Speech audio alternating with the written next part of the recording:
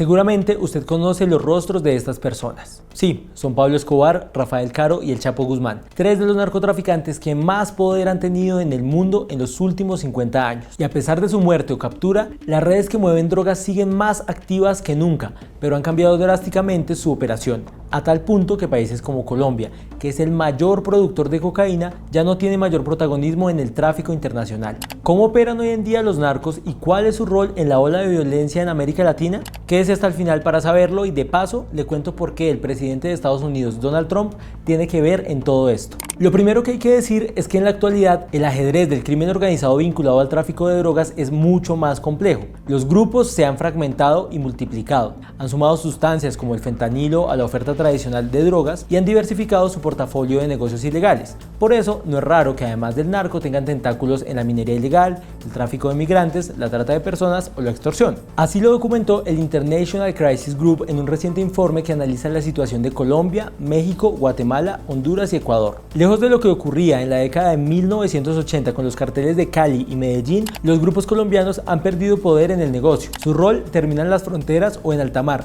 pero no tienen capacidad para hacer llegar la droga a Europa o Estados Unidos. En cambio, dos grupos mexicanos, el cartel de Sinaloa y el Jalisco Nueva Generación, son hoy por hoy los de mayor incidencia en la logística transnacional del narcotráfico. Según Crisis Group, la estructura colombiana que mejor consolidada tiene su relación con los mexicanos es el Clan del Golfo, que tiene acuerdos con el cartel de Sinaloa. Además del tráfico de cocaína, los carteles mexicanos han incursionado en el mercado del fentanilo. Esta droga sintética es actualmente la principal causa de muerte en Estados Unidos entre los residentes de 18 a 49 años. Pero hablemos de algo que es clave en la cadena del narcotráfico y que no ha cambiado mucho frente a los tiempos de Escobar: la relación con políticos y funcionarios del Estado que garantizan la impunidad del negocio. Esa capacidad se ha logrado bajo la lógica de una empresa transnacional con inversores y administradores. En América Latina, a quienes se encargan de las transacciones complejas se les conoce como narcos invisibles. Son los que deciden dónde invertir, cómo gestionar las rutas, con qué clientes trabajar y en qué jurisdicciones operar.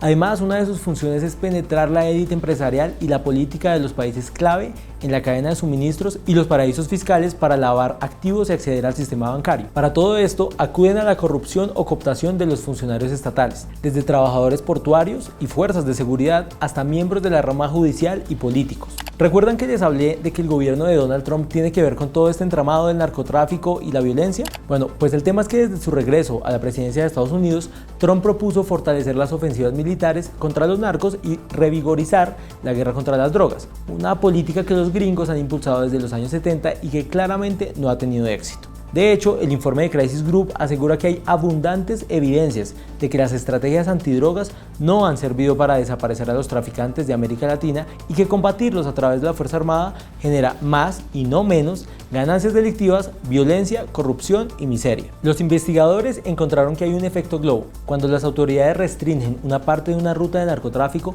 los criminales desplazan las operaciones delictivas a zonas que ofrecen posibilidades, ya sean centros de exportación comercial, comunidades vulnerables o donde hay funcionarios estatales susceptibles a la corrupción. Eso en parte explica que en los últimos años una porción del negocio se haya movido a países como Ecuador o Costa Rica, que antes no eran protagónicos. El efecto es de tal magnitud que en 2024 Ecuador cerró como la nación más violenta de Sudamérica. ¿Quieres saber más de este tema?